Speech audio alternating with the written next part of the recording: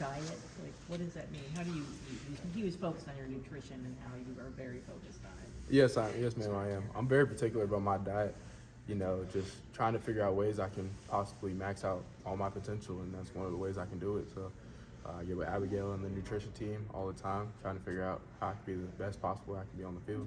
And Derek was just talking about this because TJ mentioned last week that you worked out with the defensive linemen, you matched them in the weight room. Is that something you do to impress, or I mean, why were you in there with defensive linemen?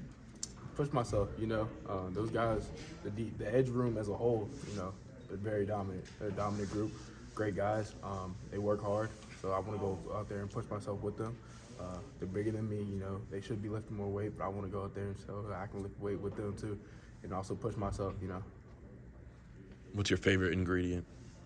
As far as what? For food? Yeah. My favorite ingredient? Ooh.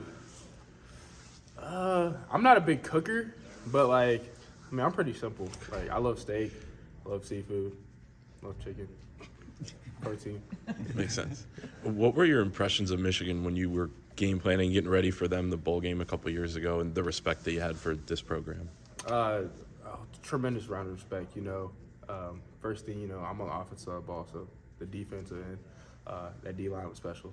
I remember when we were getting ready for them, Mason, Kenneth, them boys, D. Moore, Josiah, like all those boys that were out there playing there, like that was a special D-line group, as we saw in that game.